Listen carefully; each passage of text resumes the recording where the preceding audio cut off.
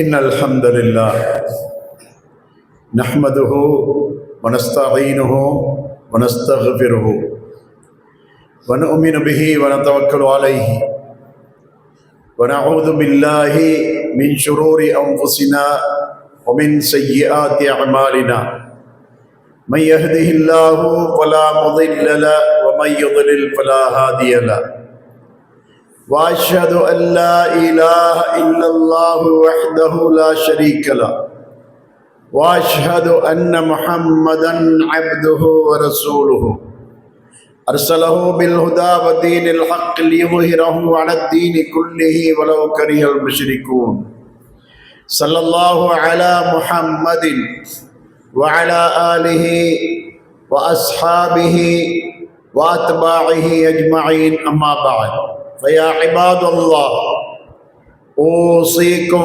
ونفسي أولا بتقوى الله فإن التقوى زاد للآخرة. الله تبارك وتعالى يقول في محكم تنزيله العظيم: يا أيها الذين آمنوا اتقوا الله حق تقاته ولا تموتن إلا وأنتم مسلمون. يا أيها الناس اتقوا ربكم الذي خلقكم من نفس واحدة وخلق منها زوجها وبث منهما رجالا كثيرا ونساء واتقوا الله الذي تساءلون به والأرحام إن الله كان عليكم رقيبا. يا أيها الذين آمنوا اتقوا الله وقولوا قولا سديدا يصلح لكم أعمالكم ويغفر لكم ذنوبكم ومن يطع الله ورسوله فقد فاز فوزا عظيما. فإن أصدق الحديث كتاب الله وخير الهدي هدي محمد صلى الله عليه وسلم وشر الأمور محدثاتها وكل محدثة بدعة وكل بدعة ضلالة وكل ضلالة في النار. புகழ் அனைத்தும் உலகனைத்தையும் படைத்தாளுகின்ற வல்ல அல்லாஹ் ஒருவனுக்கே ஆகும். சத்திய வழிகாட்டுவதற்காக அனுப்பப்பட்ட சத்திய தூதர் முஹம்மதுர் ரசூலுல்லாஹி ஸல்லல்லாஹு அலைஹி வஸல்லம் அவர்கள் மீதும் அவர்களது குடும்பத்தினர் தோழர்கள் அனைவர் மீதும் ஸலவாத்தும் ஸலாமும் உண்டாவதாக. புனித ஜும்மா கடமையை நிறைவு செய்வதற்காக இங்கு சமூகம் அளித்திருக்கும் எல்லாம் வல்ல அல்லாஹ்வின் நல்லடியார்களே, அன்புள்ள தோழர்களே, எவ்வாறானதொரு வாழ்க்கையை கொண்டு இம்மை மறுமை வெற்றியையும் அல்லாஹ்வின் அன்பையும் அருளையும் அவனுடைய அருட்கொடை என்னும் சுவர்க்கத்தையும் அடைந்து கொள்ள முடியுமோ அந்த வாழ்க்கையை எவ்வளவு சிரமத்துக்கு மத்தியிலும் கடைபிடித்தொழுகுமாறும், எவ்வாறானதொரு வாழ்க்கையை கொண்டு இம்மை மறுமையின் தோல்வியையும் அல்லாஹ்வின் கோபத்தையும் தண்டனையையும் கொடிய நரகத்தையும் அடைந்து கொள்ள வேண்டி வருமோ அந்த வாழ்க்கையிலிருந்து முற்றாக விலகி நடந்து கொள்ளுமாறும் முதலில் எனக்கும் அப்பால் உங்களுக்கும் உறுதியாக வசியத்து செய்து கொள்கிறேன். அல்லாஹ்வுடைய நல்லடியார்களே, அன்புள்ள தோழர்களே, அல்லாஹ் தஆலா அவனுடைய அன்பையும் அவனுடைய திருப்தியையும் நாம் அடைந்து கொள்வதற்காக நம்மீது சில செயல்பாடுகளை அவன் கடமையாக்கியுள்ளான். அப்படியான அந்த செயல்பாடுகளை வணக்கங்களாக வழிபாடுகளாக நாம் செய்து வருகின்றோம். அப்படியான செயல்பாடுகளில் மிக உன்னதமானதும் மிக மிக அவசியமானதுமான ஒன்றுதான் தொழுகை. இந்த தொழுகையை பற்றி அல்லாஹ் தஆலா 4வது அத்தியாயம் 103வது வசனத்திலே சொல்லும் போது, இன்ன ஸலாத்த கானத் அலல் முஃமினீன கிதாபம் மௌகூதா, நிச்சயமாக தொழுகையானது மோமீன்களுக்கு நேரம் குறிக்கப்பட்ட வணக்கமாகும் என்று அல்லாஹ் சொல்கிறான். இந்த நேரம் குறிக்கப்பட்ட வணக்கத்தை உரிய நேரத்திலே நிறைவேற்றுமாறு நபி ஸல்லல்லாஹு அலைஹி வஸல்லம் அவர்கள் நமக்கு கட்டளையிடுகிறார்கள். அப்படியான இந்த தொழுகையின் மூலமாக அல்லாஹ் எதிர்பார்ப்பது என்ன என்பதை 20வது அத்தியாயத்தின் 14வது வசனத்திலே சொல்லுகிறான். அக்கிமிஸ் ஸலாத்த லிذிக்ரி, என்னை நினைவுபடுத்துவதற்காக தொழுகையை நிலைநிறுத்துவீராக என்று அல்லாஹ் சொல்கிறான். இந்த தொழுகையின் மூலமாக அல்லாஹ் நாடுவது என்ன?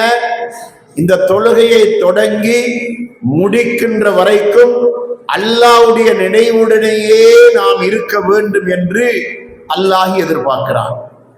அப்படியான அந்த நினைவிலே நாம் இருக்கிறோமா என்பதை நாம் அரபு மொழி அல்லாத மொழி பேசுகின்றவர்களுக்கு அது நினைப்பதுக்கு கொஞ்சம் கஷ்டம். காரணம் என்ன? தொழுகையுடைய மொழி அரபாக இருக்கின்றது. ஆரம்ப தக்பீர் அல்லாஹ் அக்பர் என்று கட்டியது முதல் அஸ்ஸலாமு அலைக்கும் வரஹமத்துல்லாஹ் என்று சலாம் கொடுக்கின்ற வரைக்கும் எல்லாமே அரபு மொழியிலே இருப்பதனால அதனை நாம் மொழிகின்ற போது அல்லாஹ்வுடைய நினைவு நமக்கு எந்த அளவுக்கு வருகின்றது என்பதை நாம் சிந்திக்க வேண்டி இருக்கின்றது. ஆனால் அரபு மொழியை தாய்மொழியாக கொண்டவர்களுக்கு இது ஒரு சிரமம் அல்ல. காரணம், ஒவ்வொன்றுமே அரபு மொழியிலே இருப்பதுதான் காரணம். அதனால் நமக்கு ஒரு பொறுப்பு இருக்கின்றது, நமக்கு ஒரு கடமை இருக்கின்றது. அது என்னவென்று சொன்னால், இன்று நடைமுறையிலே நாம் பார்க்கின்றோம், நாம் எல்லாம் மொபைல் போன் பாவிக்கிறோம். இந்த மொபைல் போனிலே புதிய புதிய விதமான ஆப்புகளை எல்லாவற்றையும் அவர்கள் அறிமுகப்படுத்தி கொண்டிருக்கின்றார்கள். அப்படி ஒரு புதிய ஆப் வந்தா அதை உடனே அறிந்து அதை விளங்கி அதை நடைமுறைப்படுத்துகின்ற மக்களாக நமது மக்கள் இருக்கிறார்கள். இந்த மொபைலும் நமக்குரியது அல்ல, அதில் வருகின்ற விஷயங்களும் நமக்குரியவைகள் அல்ல, நமது நடைமுறைக்கு அப்பாற்பட்டவைகள். அதில் ஃபேஸ்புக்கா, வாட்ஸ்அப்பா, இன்ஸ்டாகிராமா, இப்படி எதை எடுத்துக்கொண்டாலும் கூட நமது வாழ்க்கையோடு தொடர்பற்றதான அம்சங்கள் தான் அவை. அவைகளிலே நமது மக்கள் தேர்ச்சி பெற்றவர்களாக இருக்கிறார்கள். இப்படியான நமது வாழ்க்கைக்கு தொடர்பில்லாத ஒரு விஷயத்திலேயே மிகவும் தேர்ச்சி பெற்றவர்களாக இருப்பார்களாயிருந்தால், இந்த தொழுகை என்பது நபி ஸல்லல்லாஹு அலைஹி வஸல்லம் அன்று எப்படி தொழுது காட்டினார்களோ அதே மாதிரி தான் இன்றைக்கும் தொழுகை இருக்கின்றது. அதில் எந்த புதிய நடைமுறைகள் கிடையாது. அதாவது லோஹரு, அஸ்ரு, இஷா 4 ரக்காத், அதே போல மாரிபு 3 ரக்காத், ஃபஜ்ர் தொழுகை 2 ரக்காத். இதில் எந்த மாற்றமும் கிடையாது. அதில் ஓதப்படுகின்றவைகளும் கூட நபி ஸல்லல்லாஹு அலைஹி வஸல்லம் அவர்களது காலத்திலே எதை அவர்கள் நமக்கு ஓதி முன்மாதிரியாக காட்டினார்களோ அதைத்தான் இன்று நாமும் ஓதிக்கொண்டிருக்கின்றோம். அதனால சிரமப்பட்டு ஒரே ஒரு முறை இவை அனைத்தையும் நாம் மனப்பாடமிட்டு கொண்டால் வாழ்நாள் பூராக அதை நாம் பயன்படுத்தக்கூடியவர்களாக, அதன் மூலமாக நாம் பயன்பெறக்கூடியவர்களாக நாம் ஆகிவிட முடியும். ஆனா ஆரம்பத்தில் படிப்படியாக கொஞ்சம் கொஞ்சமாக நாம் அதை கற்று அதை பாடமிட்டு அதை நாம் மனதிலே நாம் தரைப்படுத்தி கொண்டோம் என்று சொன்னால் அது வாழ்நாள் பூராக நமது மௌத்து வரைக்கும் நாம் அதை நடைமுறையில் கொண்டு வரலாம். இதற்காகத்தான் அந்த மொபைல் போன்ற உதாரணத்தை சொன்னேன். நமது வாழ்க்கைக்கே தொடர்பில்லாத அந்த போன் இருக்கக்கூடிய எல்லா விதமான ஆப்புகளையும் மனிதன் கற்றுக்கொள்கின்றான், அதை ஆர்வத்தோடு கற்றுக்கொள்கின்றான். அப்படி இருக்கின்றன நம்மை சுவர்க்கம் வரையும் அழைத்து செல்லக்கூடிய ஒன்றுதான் இந்த தொழுகை. இந்த தொழுகையை நாம் எந்த அளவுக்கு கற்றுக்கொள்ள வேண்டும்? இந்த தொழுகையில் உள்ள ஒவ்வொரு அம்சத்துடைய மொழிபெயர்ப்பும் நமக்கு தெரிந்திருக்க வேண்டும். அது சிரமம் அல்ல. ஒரே நாளில் எல்லாவற்றையும் கற்றுக்கொள்ள வேண்டும் என்று சொல்வதற்கு இல்லை. படிப்படியாக நாம் ஒவ்வொன்றையும் அப்படியே கற்றுக்கொள்ள முடியும். இந்த தொழுகையை நாம் எடுத்துக்கொள்ளும் போது நபி ஸல்லல்லாஹு அலைஹி வஸல்லம் அவர்கள் சூரத்துல் ஃபாத்திஹாவை நமக்கு மிக முக்கியமான ஒன்றாக தொழுகையிலே நமக்கு அறிமுகப்படுத்தி இருக்கின்றார்கள். இதுவரைக்கும் என்றால் லா ஸலாத்த லிமன் லம் யக்ரா பி ஃபாத்திஹத்தில் கிதாப், தொழுகையில் யார் சூரத்துல் ஃபாத்திஹாவை ஓதவில்லையோ அவனுக்கு தொழுகையே இல்லை. தொழுகையில் சில கடமைகள் இருக்கின்றன. சூரத்துல் ஃபாத்திஹா, அத்தஹியாத்து, ருக்கு, சுஜூது, இப்படியான இந்த நடைமுறைகள் இல்லை என்றால் தொழுகை இல்லை. சூரத்துல் ஃபாத்திஹா இல்லை என்றால் தொழுகை இல்லை. அத்தஹியாத்தல் ஓதவில்லை என்றால் தொழுகை இல்லை. அது போன்ற ஒன்றுதான் சூரத்துல் ஃபாத்திஹா. சூரத்துல் ஃபாத்திஹாவை கண்டிப்பாக ஒவ்வொருவரும் ஓதி ஆக வேண்டும். அப்படி ஓதுகின்ற இந்த சூரத்துல் ஃபாத்திஹாவுடைய மொழிபெயர்ப்பு தெரியாமல் ஓதினாலும் அல்லாஹ் தொழுகை அங்கீகரிப்பான். ஆனா அல்லாஹ்வை நினைவுபடுத்தக்கூடியதாக அந்த தொழுகையை தொழும்போது சூரத்துல் ஃபாத்திஹாவுடைய அர்த்தம், அதனுடைய மொழிபெயர்ப்பு நம்மில் ஒவ்வொருவருக்கும் தெரிந்திருக்க வேண்டும். அப்படி தெரிந்திருப்பதனுடைய அவசியத்தை அதை நாம் ஆய்வு செய்து பார்த்தால் நமக்கு விளங்கும். அல்லாஹ் தஆலா இந்த சூரத்துல் ஃபாத்திஹாவை கொண்டு எப்படி தொடங்குகின்றான்? அல்ஹம்துலில்லாஹி ரப்பில் ஆலமீன், உலகத்தார்களை ஆளுகின்ற அல்லாஹ்வுக்கே எல்லா புகழும். அல்லாஹ் தஆலா இந்த முதலாவது வசனத்திலே நமக்கு சொல்கின்றான், இந்த உலகத்தில் நாம் செய்கின்ற நம்முடைய வாழ்க்கையோடு தொடர்பான ஒவ்வொரு அம்சங்களையும் நாம் திறம்பட செய்வதற்கு அல்லாஹ் தான் காரணம். எனவே அவனுக்குத்தான் எல்லா புகழும். நம்மை உயிரோடு வாழ வைத்திருக்கின்றானே, அவனுக்குத்தான் எல்லா புகழும். நமக்கு நேரான வழியை காட்டியிருக்கின்றானே, அவனுக்குத்தான் எல்லா புகழும். பட்டினி இல்லாமல் நம்மை வாழச் செய்கின்றானே, அவனுக்குத்தான் எல்லா புகழும். நோயோடு இருக்கின்ற போது நாம் மருந்துண்டால் அந்த நோயை குணப்படுத்துகின்றானே, அவனுக்குத்தான் எல்லா புகழும். நாம் பிள்ளைகளை பெற்று வளர்த்தெடுத்தால் அந்த பிள்ளைகளை நேரு வழியிலே நாம் வளர்த்தெடுப்பதற்கு நமக்கு உதவி செய்கின்றானே, அவனுக்குத்தான் எல்லா புகழும். இப்படி நம்முடைய வாழ்க்கையோடு தொடர்புடைய ஒவ்வொரு அம்சத்துக்கும் அல்லாஹ் நமக்கு உதவி செய்கின்றானே, அதனால் எல்லா புகழும் அவனுக்குத்தான். வேறு யாருக்கு எந்த புகழும் இல்லை. அதாவது நமக்கு யாரேனும் ஒரு உதவி செய்தால் அந்த உதவி செய்தவனுக்கு ஜஸாக்கல்லாஹ் என்று சொல்லலாம், ஜஸாக்கல்லாஹு ஹைரா என்று சொல்லலாம். ஆனா அந்த உதவி செய்வதற்கு காரணம் அல்லாஹ் தான். காரணம், அந்த உதவியை செய்வதற்கு அவனுடைய மனதிலே அந்த எண்ணத்தை உருவாக்கியவன் அல்லாஹ். அப்படி உருவாக்கியதனால புகழ் அல்லாஹ்வுக்குத்தான். உதவி செய்தவனுக்கு புகழ் அல்ல, உதவி செய்தவனுக்கு நன்றி. அல்லாஹ் உமக்கு நற்கூலி வழங்குவானாக என்று சொல்லி அவனுக்காக நாம் செய்கின்ற ஒரு பிரார்த்தனை இது. ஆனா புகழ் யாருக்கு? அல்லாஹ்வுக்கு. அதே போல நமக்கு நோய் வந்தது, அந்த நோய்க்கு நாம் டாக்டர் இடத்துல போய் மருந்து வாங்குகின்றோம், அந்த மருந்தை கொண்டு நமக்கு குணமாகின்றது.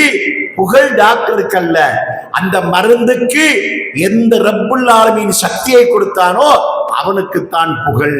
அதனால் நமது வாழ்க்கையோடு தொடர்புடைய ஒவ்வொரு அம்சங்களிலும் நாம் அவற்றை பரிபூர்ணப்படுத்துவதற்கு நமக்கு உதவி செய்கின்றவன் அல்லாஹ்வாக இருக்கின்றான். எனவே எல்லா புகழும் அல்லாஹ்வுக்குத்தான் என்று சொன்னார். நமது வாழ்க்கையோடு தொடர்புடைய ஒவ்வொரு அம்சங்களையும் பரிபூர்ணத்துவமாக நாம் நிறைவு செய்வதற்கு புகழுக்குரியவன் அல்லாஹ்வாக இருக்கின்றான் என்பதை இந்த வசனம் நமக்கு உணர்த்துகின்றது. அதனால அல்ஹம்துலில்லாஹி ரப்பில் ஆலமீன் என்பதை நாம் ஓதும் போது இத்தனை நினைவுகளும் நம்முடைய உள்ளத்திலே வந்துவிட வேண்டும். அர் ரஹ்மானிர் ரஹீம், அவன் அளவற்ற அருளாளன், அவன் நிகரற்ற அன்புடையவன் என்று அடுத்த இரண்டாவது வசனம் சொல்லுகின்றது. அவன் அருளாளனாக இருக்கின்றான். அதனால்தான் நாம் இந்த உலகத்திலே வாழும் போதெல்லாம் நமக்கு உண்ண பருக தருகின்றான், நோய்க்கு மருந்தை காட்டுகின்றான், நம்முடைய வாழ்க்கைக்கு தேவையான வசதிகள் அனைத்தை நமக்கு செய்தருகிறான். அதனால் அவன் அளவற்ற அருளாளன். அதே நேரத்திலே மறுமை நாளையிலே பூமிங்களுக்கு மட்டுமே அவன் அன்பு காட்டக்கூடியவனாக இருக்கின்றான். அதனால் நிகரற்ற அன்புடையவனாக இருந்து கொண்டிருக்கின்றான். மாலிகி யௌமித்தீன், மூன்றாவது வசனம் மாலிகி யௌமித்தீன். இந்த மாலிகி யௌமித்தீனை ஓதுகின்ற நேரத்திலே நாம் பாவங்கள் எல்லாவற்றையும் மறந்து விட வேண்டும், பாவங்களை நினைத்து பயப்பட வேண்டும், நாம் நன்மைகள் செய்ய வேண்டும் என்ற ஆர்வம் நமக்கு வர வேண்டும். காரணம் என்ன?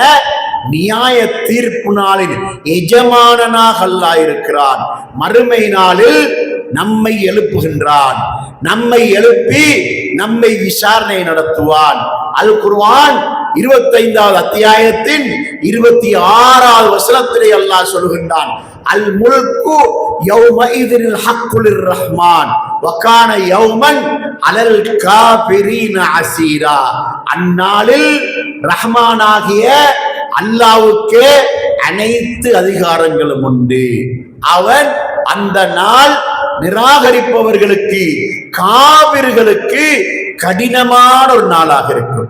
அந்த மாலிக் யௌமித்தீனை ஓதும் போது நம்முடைய நினைவு எப்படி வர வேண்டும்? அங்கு மூமின்களும் எழுப்பி நிறுத்தப்படுவார்கள், காபிர்களும் எழுப்பி நிறுத்தப்படுவார்கள். அல்லாஹு தஆலா அங்கு விசாரணை நடத்துவான். நல்லவர்களுக்கு நற்கூலியாக சுவர்க்கத்தை வழங்குவான், தீயவர்களுக்கு தண்டனையாக நரகத்தை வழங்குவான். அப்படியான நாள் தான் அந்த மறுமை நாள்.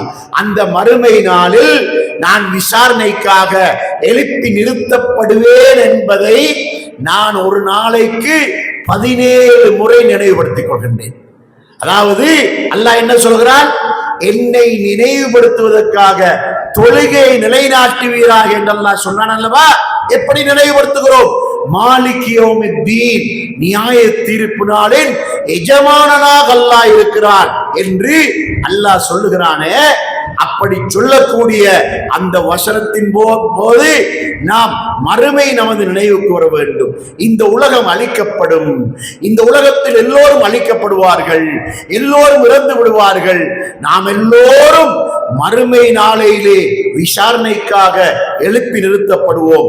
3வது அத்தியாயத்தின் 186வது வசனத்திலே அல்லாஹ் சொல்கிறான், குல்லு நஃப்ஸின் தாயிகத்துல் மௌத், எல்லா உயிரினங்களும் மரணத்தை தழுவியே தீரும். வைன்னமா துவப்பௌன உஜூரக்கும் யௌமல் கியாமா, உங்களுக்குரிய கூலிகள் எல்லாம் பரிபூர்ணமாக வழங்கப்படுவது மறுமை நாளில் தான் என்று அல்லாஹ் சொல்கிறான். அப்படியான அந்த மறுமை நாளை மாலிக் யௌமித்தீன் நமக்கு நினைவுபடுத்துகின்றது. அதனால மாலிக் யௌமித்தீனை ஓதுகின்ற நேரத்திலே நமக்கு இந்த உலகம் நினைவில் இருக்கக்கூடாது. தொழுகையின் போது மாலிக் யௌமித்தீனை நாம் தனிமையாக ஓதுகின்ற நேரத்திலேயோ அல்லது இமாம் ஓதுவதை காது கொடுத்து கேட்கின்ற நேரத்திலேயோ நமக்கு இந்த உலகம் நினைவில் இருக்கக்கூடாது. மறுமை நினைவுக்கு வந்து விட வேண்டும். நான் மறுமையில் எழுப்பப்படுவேன், விசாரிக்கப்படுவேன் என்ற அந்த நினைவு நமக்கு வர வேண்டும்.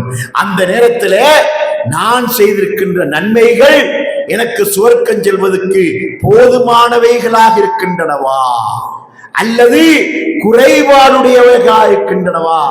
போதுமானவைகளாக இருந்தால் இன்னும் அதிகம் செய்ய வேண்டும், குறைபாடு இருந்தால் அந்த குறைபாடுகளை நிவர்த்தி செய்ய வேண்டும் என்ற சிந்தனை மாலிக் யௌமித்தீனை ஓதுகின்ற நேரத்திலே நம்முடைய சிந்தனைக்கு வர வேண்டும். அதனால நாம் ஒரு நாளைக்கு ஃபர்லாக 5 வேளை தொழுகின்றோம். 5 வேளை தொழுகையிலும் 17 ரக்காத்துகள் தொழுகின்றோம். இந்த 17 ரக்காத்துகளிலும் மாலிக் யௌமித்தீனை 17 முறை ஓதுகின்றோம். சுன்னத்தான தொழுகைகள் ஒரு நாளைக்கு எத்தனை ரக்காத்துகள் தொழுகின்றோமோ அத்தனை தடவையும் மாலிக் யௌமித்தீனை ஓதுகின்றோம். அதனால் இந்த மாலிக் யௌமித்தீனை ஓதுகின்ற நேரத்திலே நமக்கு அந்த மஹ்ஷர் மைதானம் நினைவுக்கு வர வேண்டும். அந்த நேரத்தில் யாருக்கு அல்லாஹ்விடமிருந்து மீட்சி கிடைக்கின்றதோ அவன் மட்டும்தான் சுவர்க்கம் செல்ல முடியும். அப்படி இல்லாத சகலரும் நரகம் செல்ல வேண்டி வரும். எனவே இந்த சூரத்துல் ஃபாத்திஹாவை ஒருவர் சரியாக ஓதுவாராயிருந்தால் அவருக்கு அவருடைய வாழ்க்கையில அவர் பாவங்கள் செய்யவே மாட்டார். நன்மைகளை தேடி தேடி செய்வார். நன்மைகள் செய்கின்ற சந்தர்ப்பம் வரும்போது அதை மிக மிக அதிகமாக செய்வார். அதனால் இந்த மாலிக் யௌமித்தீனை ஓதுகின்ற நேரத்திலே நமக்கு அந்த மறுமை நாள் நம்முடைய நினைவுக்கு வருகின்ற நிலையில் நாம் ஒவ்வொருவரும் மாலிக் யௌமித்தீனை ஓத வேண்டும். அதற்கு பின்னால அல்லாஹ்வை பார்த்து என்ன சொல்கிறோம்? ஈயாக்க நஅபுது, உன்னையே வணங்குகிறோம், வ ஈயாக்க நஸ்தஈன், உன்னிடமே உதவியும் தேடுகிறோம் என்று அல்லாஹ்வை பார்த்து சொல்கின்றோம். நான் வணங்குகின்ற எல்லா வணக்கங்களும் உனக்காகத்தான் வணங்குகின்றேன், உன்னை தவிர வேறு யாரையும் நான் வணங்க மாட்டேன் என்பதை அல்லாஹ்விடத்திலே உறுதிப்படுத்துகின்றோம். எத்தனை முறை? ஒரு நாளைக்கு 17 தடவை பரதான தொழுகையிலே உறுதிப்படுத்துகிறோம். உன்னையே வணங்குகிறோம், உன்னிடமே உதவி தேடுகின்றோம். இந்த தமிழ் மொழி இருக்கின்றது, இந்த மொழியிலே உன்னையே என்ற அந்த சொல்லுக்கு ஒரு ஆழமான அர்த்தம் இருக்கின்றது. அதுதான் அரபியிலும் வருகின்றது. ஈயாக்க என்றால் உன்னையே என்ற அந்த சொல்லுடைய அர்த்தம் என்ன தெரியுமா? உன்னையே வணங்குகிறோம் என்றால் உன்னை அன்றி வேறு எவரையும் வணங்க மாட்டோம், உன்னிடமே உதவியும் தேடுகிறோம் என்றால் உன்னிடம் அன்றி வேறு எவரிடத்திலும் உதவி தேட மாட்டோம் என்பதை உறுதியாக சொல்லுகின்றோம். அதனாலதான் இன்றைக்கு நாம பார்க்கிறோம், குர்ஆன் சுன்னா அமைப்பில் இல்லாத மக்கள் எல்லாம் பரிதாபத்துக்குரிய மக்களாக இருக்கின்றார்கள். அவர்கள் மீது இரக்கப்பட்டு அன்பு கொண்டு அவர்களுக்கு நாம் முடிந்த அளவு சத்தியத்தை எடுத்து சொல்கின்றோம். இந்த ஆயத்தை மட்டுமாவது அவர்கள் சரியாக விளங்குவார்களா இருந்தால் தப்பு செய்ய மாட்டார்கள், அவர்கள் பாவம் செய்ய மாட்டார்கள், அல்லாஹ்வுக்கு இணை வைக்க மாட்டார்கள். ஏன்? தொழுகையில இய்யாக நஅபுது வ இய்யாக நஸ்தஈன் என்று சொல்லிவிட்டு தொழுகைக்கு வெளியில போய் அவுலியாக்களிடத்திலே நேரடியாக கேட்கின்றார்கள், நபிமார்களிடத்திலே நேரடியாக கேட்கின்றார்கள், அல்லது அவுலியாக்களின் பொருட்டால் கேட்கின்றார்கள், நபிமார்களின் பொருட்டால் கேட்கின்றார்கள். இப்படி அந்த மக்கள் எல்லாம் ஈயாக்க நஅபுது வ இய்யாக நஸ்தஈனை சரியாக விளங்காமல் ஓடுகின்ற மக்களாக அந்த மக்கள் இருக்கிறார்கள். அவர்கள் பரிதாபத்துக்குரியவர்கள். என்ன சொல்கிறோம்? உன்னையே வணங்குகிறோம். அர்த்தம் என்ன? உன்னை அன்றி வேறு எவரையும் வணங்க மாட்டோம், உன்னிடமே உதவியும் தேடுகிறோம் என்றால் உன்னை அன்றி வேறு எவரிடத்திலும் உதவி தேட மாட்டோம் என்பதை உறுதியாக நாம் இந்த இடத்திலே சொல்லுகின்றோம்.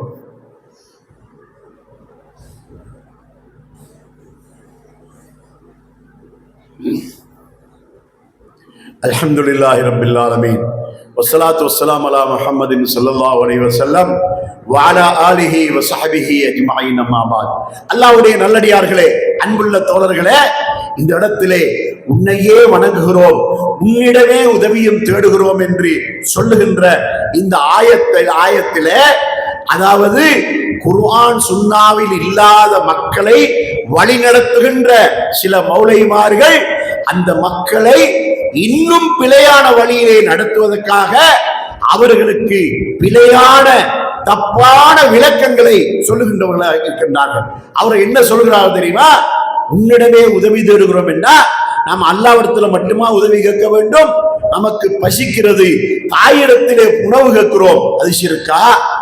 அதாவது மருந்து நோய் வருகின்றது, டாக்டரிடத்திலே மருந்து கேட்கின்றோம், அது ஷிர்கா?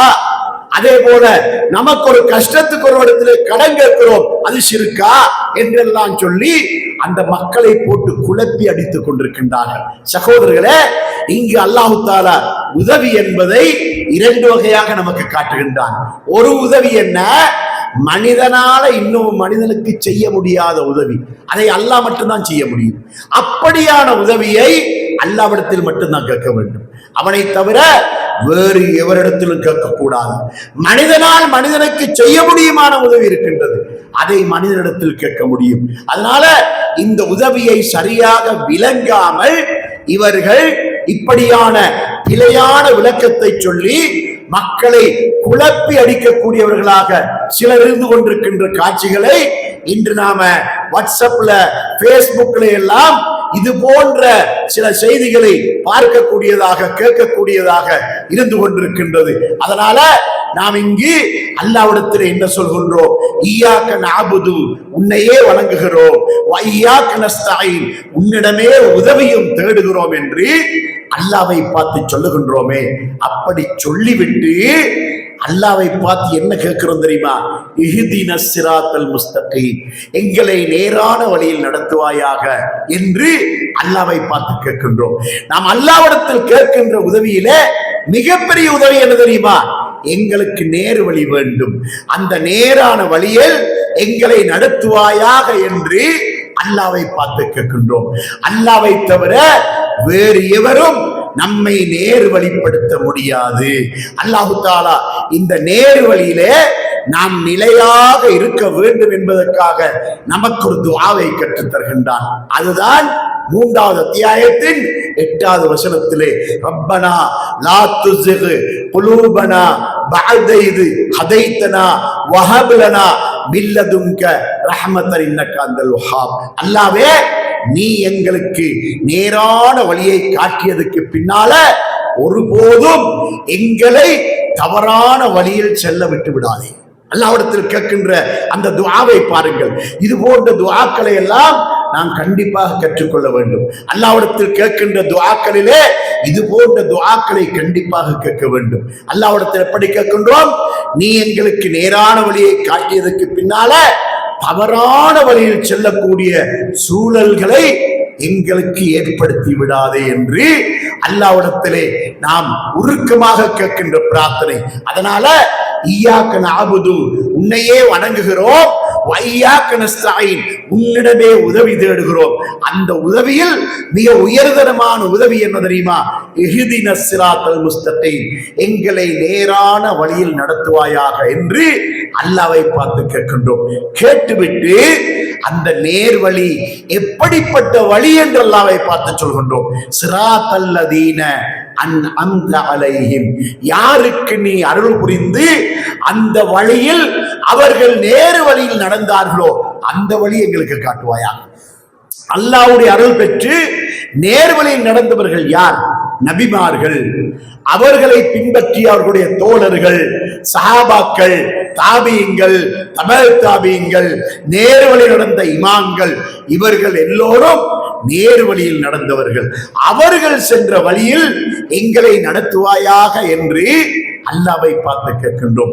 இந்த வசனத்தை ஓதும் போது நமக்கு முன் சென்ற நம்முடைய முன்னோர்களாகிய நபிமார்கள், சஹாபாக்கள், தாபியங்கள், தபல் தாபியங்கள், இமாம்கள் போன்றவர்கள் எல்லாம் நம்முடைய நினைவுக்கு வர வேண்டும். அவர்கள் எல்லோரும் நேர்வழி நடந்தவர்கள்.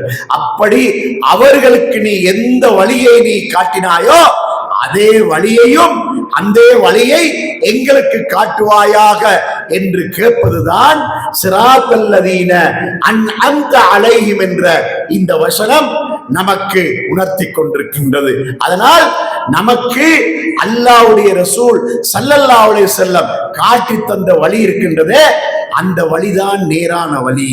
அந்த வழியின் மூலமாகத்தான் நாம் நேர் வழியை பெற்றுக் கொள்ள முடியும். திருமறை குர்ஆன் 3வது அத்தியாயத்தின் 31வது வசனத்திலே அல்லாஹ் தஆலா சொல்லி காட்டுகின்றான். குல் இன் குந்தும் துஹிப்பூனல்லாஹ ஃபத்தபிஊனி யுஹிப்புக்குமுல்லாஹ். நபியே, நீர் சொல்லும், நீங்கள் அல்லாஹ்வை நேசிப்பவர்களாயிருந்தால் என்னை பின்பற்றுங்கள், அப்பொழுது அல்லாஹ் உங்களை நேசிப்பான். வயக்ஃபிர் லக்கும் துனூபக்கும், உங்களது பாவங்களையும் மன்னிப்பான் என்ற இந்த வசனத்திலே அல்லாஹ் நமக்கு என்ன சொல்கிறான் தெரியுமா? என்னுடைய அன்பு உங்களுக்கு தேவையா? நான் அனுப்பிய என்னுடைய நபியை பின்பற்றுங்கள். அந்த நபியை பின்பற்றுவதன் மூலமாகத்தான் என்னுடைய அன்பை நீங்கள் பெற்றுக்கொள்ள முடியும் என்று அல்லாஹ் தஆலா சொல்கின்றான். அதனால் அல்லாஹ் இங்கு நமக்கு இடுகின்ற நிபந்தனை என்ன தெரியுமா? உங்களுக்கு நேர்வழி வேண்டுமா?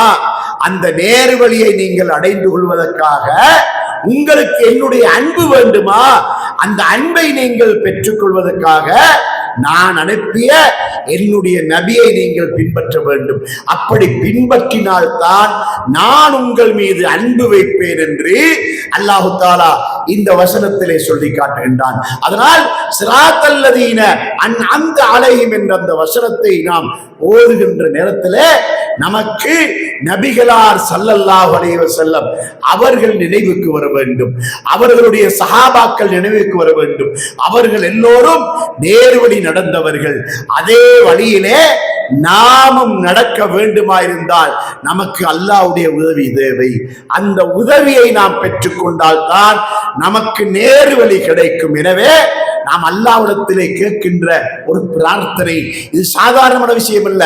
சூரத்துல் ஃபாத்திஹா இருக்கின்றதே, இது முழுமையாக ஒரு துஆ, ஒரு பிரார்த்தனையாக இருப்பதனால்தான் நாம் இவைகளை மிக ஆழமாக சிந்தனையோடு உணர்வோடு இந்த சூரத்துல் ஃபாத்திஹாவை ஓத வேண்டும். அப்படி ஓதும் போது நாம் கேட்கின்ற ஒவ்வொன்றையும் அல்லாஹு தஆலா ஏற்றுக்கொள்வதற்கு அவன் தயாராக இருந்து கொண்டிருக்கின்றான்.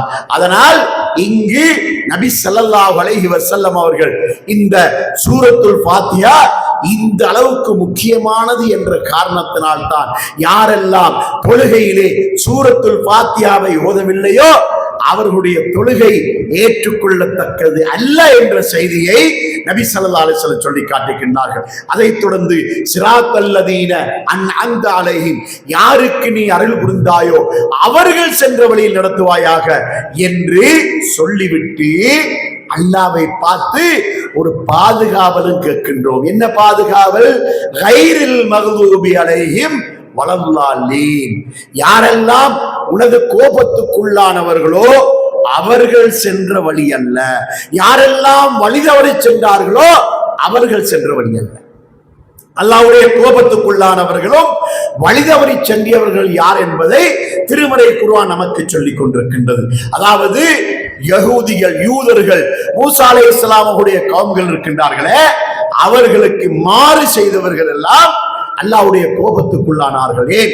அல்லாஹ் தஆலா சொன்னதுக்கு நேர் மாத்தமாக அவர்கள் செயல்பட தொடங்கினார்கள். அதாவது எது போலவென்றால், அதாவது மார்க்கத்தை யாரும் பரிகசிக்க கூடாது. அல்லாஹ் தஆலா 9வது அத்தியாயத்தின் 65வது வசனத்திலே சொல்கிறான், அபில்லாஹி வ ஆயாத்திஹி வ ரசூலிஹி குந்தும் தஸ்தஹ்ஜிஊன், நீங்கள் அல்லாஹ்வையும் அவருடைய வசனங்களையும் அவருடைய தூதரையுமா நீங்கள் பரிகாசம் பண்ணுகிறீர்கள் என்று அல்லாஹ் தஆலா கேட்கிறான். எப்படி தெரியுமா? அதாவது இந்த ஃபிர்அவுனிடமிருந்து, ஃபிர்அவுனுடைய கொடிய அந்த கூட்டத்தாரிடமிருந்து மூசா அலைஹிஸ்ஸலாம் அவர்களையும் அவருடைய மக்களையும் அல்லாஹ் பாதுகாத்து கடலுக்கு அப்பால் அடுத்த கரை வரைக்கும் பாதுகாப்பாக கொண்டு போய் சேர்க்கிறதுக்கு பின்னால அல்லாஹ் தஆலா மூசா அலைஹிஸ்ஸலாம் மூலமாக அந்த மக்களுக்கு கட்டளையிட்டான், ஹித்தத்துன் ஹித்தத்துன் என்று. அல்லாஹ்வே எங்களை மன்னிப்பாயாக, அல்லாஹ் எங்களை மன்னிப்பாயாக என்ற வார்த்தையை சொல்லுமாறு அல்லாஹ் தஆலா கட்டளையிட்டான். அந்த மக்கள் நபியையும் அல்லாஹ்வையும் அல்லாஹ்வுடைய தூதரையும் கிண்டல் செய்கின்றவாறு, கேலி செய்கின்றவாறு ஹித்தத்துன் என்ற சொல்லை ஹிந்தத்துன் என்று மாத்தி மாத்தி ஓதிக்கொண்டு பரிகாசம் பண்ணினார்கள். ஹிந்தத்துன் என்றால் கோதுமை, ஹித்தத்துன் என்றால் எங்களை மன்னிப்பாயாக, ஹிந்தத்துன் என்றால் கோதுமை. இன்னைக்கு நான் பார்க்கிறோம், சில பிள்ளைகள் இந்த குர்ஆன் வசனங்களுடைய பாரதூரம் தெரியாம, அதாவது குர்ஆன் வசனங்களை சொல்லி ஓதி ஓதி கிண்டல் செய்கின்ற சில பிள்ளைகளை பார்க்கின்றோம். அப்படி ஒருபோதும் செய்யக்கூடாது. அல்லாஹ்வுடைய சாபம் வந்துவிடும், அவனுடைய கோபம் இறங்கிவிடும். குர்ஆனுடைய வசனங்களை ஓதி கிண்டல் செய்யக்கூடாது. அப்படியான சில நடைமுறைகளை நாம் சில மக்களிடத்திலே பார்க்கின்றோம். அதே போல அந்த யூத சமுதாயம் அன்று ஹித்தத்துன் என்று சொல்லுமாறு அல்லாஹ் சொன்னதற்கு பதிலாக ஹிந்தத்துன் என்று சொல்லி அவர்கள் கேலி கிண்டல் செய்தார்கள் என்று அல்லாஹ் சூரத்துல் பக்ராவிலே இந்த செய்தியை சொல்லி காட்டுகின்றார். அதனால அவர்கள் கோபத்துக்குரிய சமூகம். அதே போல அல்லாஹ்வுடைய வேதத்திலே பல தில்லு முள்ளுகளை எல்லாம் செய்து மாற்றங்களை ஏற்படுத்தியவர்கள் எல்லாம் யூதர்களும் கிறிஸ்தவர்களும். அந்த அப்படி ஏற்படுத்தியதனால கிறிஸ்தவர்கள் வழிதவறி சென்று விட்டார்கள். அதனால் யூதர்களும் கிறிஸ்தவர்களும் வழிதவறி சென்ற சமுதாயங்கள் அல்லாஹ்வே அது போன்று எங்களை ஆக்கிவிடாதே, உனக்கு வழிபடக்கூடியவர்களாக, உன்னுடைய தூதருக்கு வழிபடக்கூடியவர்களாக, உன்னுடைய மார்க்கத்துக்கு கட்டுப்பட்டு நடக்கக்கூடியவர்களாக எங்களை ஆக்குவாயாக என்று கேட்கக்கூடிய பிரார்த்தனையை தான் அல்லாஹ் சூரா ஃபாத்திஹாவிலே நமக்கு கற்றுத் தந்திருக்கின்றார். நபி ஸல்லல்லாஹு அலைஹி வஸல்லம் அவர்கள் இன்னும் ஒரு செய்தியை நமக்கு சொல்கின்றார்கள். அல்லாஹ் தஆலா சூரத்துல் ஃபாத்திஹாவை பற்றி நபி ஸல்லல்லாஹு அலைஹி வஸல்லம் அவர்களுக்கு சொல்லி காட்டுகின்றான். இந்த சூரத்துல் ஃபாத்திஹாவை நான் இரண்டாக பிரித்திருக்கின்றேன். அதில் ஒரு பகுதி எனக்குரியது, மறுபகுதி எனது அடியார்களுக்குரியது என்று அல்லாஹ் சொல்லி காட்டுகின்றான். அல்லாஹ்வுக்குரிய பகுதி என்ன? அல்ஹம்துலில்லாஹி ரப்பில் ஆலமீன், அர் ரஹ்மானிர் ரஹீம், மாலிக் யௌமித்தீன். இவ்வளவும் அல்லாஹ்வுக்குரிய பங்கு. அடியார்களுக்குரிய பங்கு இய்யாக நஅபுது வ இய்யாக நஸ்தஈன் இஹ்தினஸ் ஸிராத்தல் முஸ்தகீம் ஸிராத்தல் லதீன அன்அம்த அலைஹிம் கைரில் மக்லூபி அலைஹிம் வலல்லாலின். இது அடியார்களுக்குரிய பகுதி. என்ன? அல்லாஹ்வுக்குரிய பகுதியிலே அல்லாவை மேன்மைப்படுத்துகின்றோம், அவனை மகிமைப்படுத்துகின்றோம்.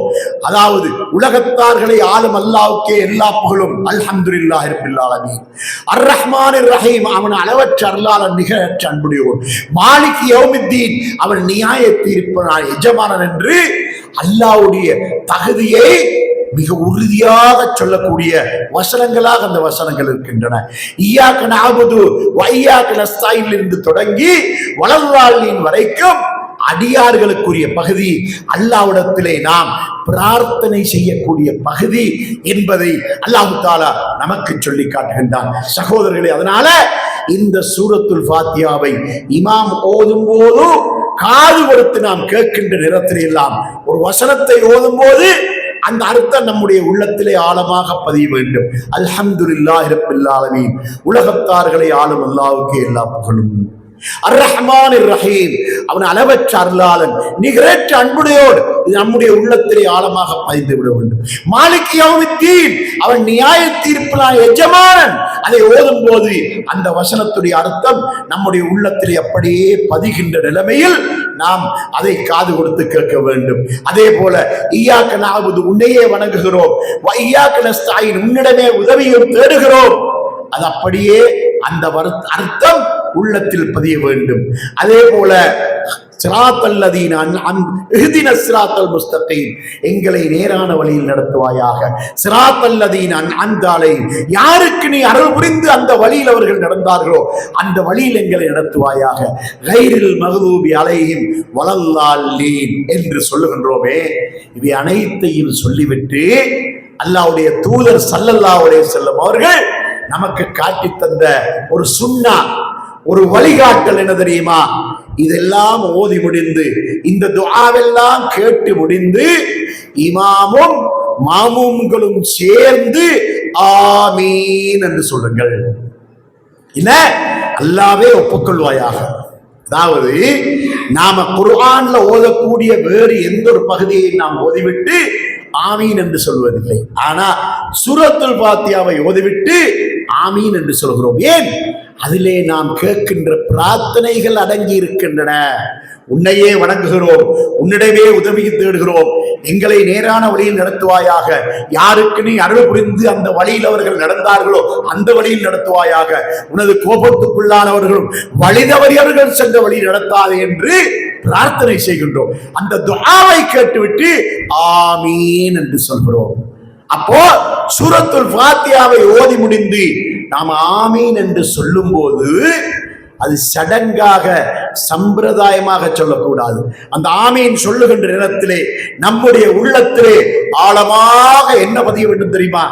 என்ன துஆவை எல்லாம் உன்னிடத்தில் கேட்டோமோ அவைகளெல்லாம் நீ ஒப்புக்கொள்வாயாக என்று அல்லாஹ்விடத்திலே நாம் மனமுருக கேட்கின்ற மாதிரியான உணர்வோடுதான் ஆமீன் என்று சொல்ல வேண்டும். எனவே சகோதரர்களே, இந்த அல்லாஹ் தஆலா 20வது அத்தியாயத்தின் 14வது வசனத்தில் என்ன சொல்றான்? அக்மிஸ் ஸலாத்த லிதிக்ரி, என்னை நினைவுபடுத்துவதற்காக தொழுகையை நிலைநிறுத்துவீராக என்று அல்லாஹ் சொன்னானே. அல்லாஹ்வை நினைவுபடுத்தக்கூடிய மிக அழகான ஒரு வழிகாட்டல் தான் இந்த சூரத்துல் ஃபாத்தியாவாக இருக்கின்ற என்பதனால இந்த சூரத்துல் ஃபாத்தியாவை பொருள் அறிந்து உணர்வோடு நல்ல உணர்ச்சியோடு இதை ஓதுவதை கொண்டு நாம் நேர்வழி பெற நாம் முயற்சிக்க வேண்டும். வல்ல ரஹ்மான் நம் அனைவருக்கும் நேரான வழியை காட்டி அருள்வானாக. வஆகிரு தஅவானா அனில் ஹம்துலில்லாஹி ரப்பில் ஆலமீன்.